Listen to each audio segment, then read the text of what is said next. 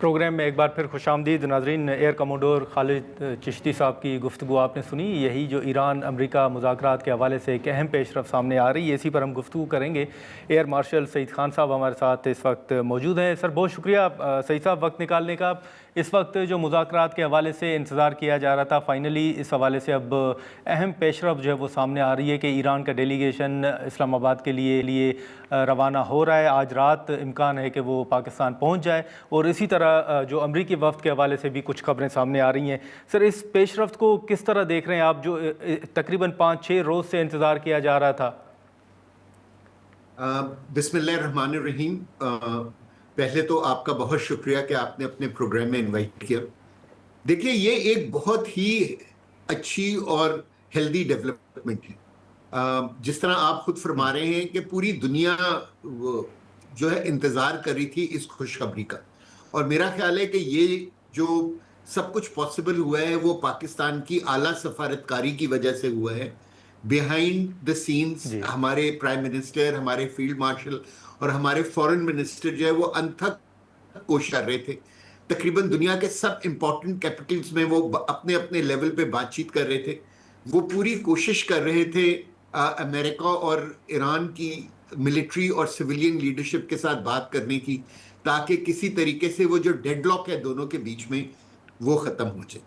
سو میں بڑا پر امید ہوں کہ انشاءاللہ اگر یہ جو آپ نے بتایا ہے کہ ایرانین ڈیلیگیشن تیار ہے, تو اس کا مطلب ہے کہ وہ ان کو یہ ایشورنس امریکہ کی طرف سے مل گئی ہے, اور اب ہم بہت جلد اسٹریٹ آف ہارموز کو بھی کھلتا ہوا دیکھیں گے, اور ہم کیا کہتے ہیں بلاکیڈ کو بھی ختم ہوتا ہوا دیکھیں گے.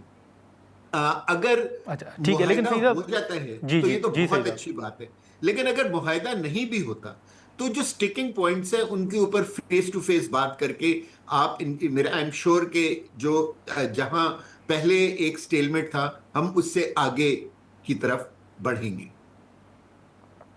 ٹھیک ہے, لیکن سعید خان صاحب جیسے بیچ میں کہا گیا تھا, یہ جب مذاکرات کا دوسرا راؤنڈ شروع ہونا تھا گزشتہ ہفتے کے حوالے سے جو باتیں سامنے آ رہی تھیں کہ اب اگر مذاکرات ہوں گے تو خود جو حکومتی وزراء تھے وہ بھی یہ کہہ رہے تھے کہ اب مذاکرات نہیں ہونے, اب صرف معاہدہ ہونا ہے.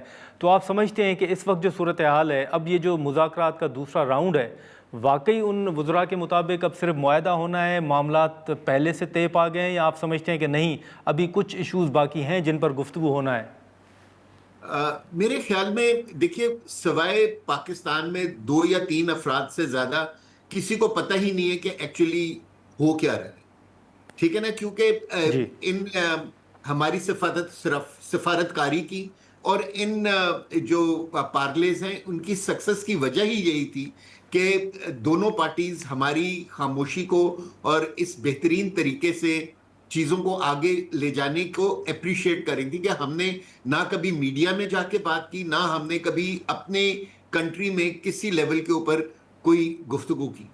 میرے خیال میں دیکھیے دونوں جو ہیں کنٹریز, خاص طور پہ امریکہ اور ایران, وہ دونوں جو ہیں وہ اب اس جنگ سے فرار چاہتی تھی, دونوں نکلنا چاہتے تھے, لیکن دونوں اس لیے نہیں نکل پا رہے تھے کہ ایک تو دونوں اپنی اپنی ایگوز میں پھنسے ہوئے تھے. ایک ملک اپنے آپ کو 6000 سالہ پرانی سویلائزیشن سمجھتا تھا, اور دوسری کنٹری اپنے آپ کو اس دنیا کی واحد سپر پاور سمجھتی تھی. دونوں اس جنگ سے ایک نوشن آف وکٹری لے کے اپنے اپنے لوگوں کے پاس جانا چاہتے, اور یہی میرا خیال پاکستان کا سب سے مشکل کام تھا کہ کس طرح ایک ایسا معاہدہ ہو جائے جو کہ کیا کہتے ہیں دونوں کے لیے قابل قبول ہو.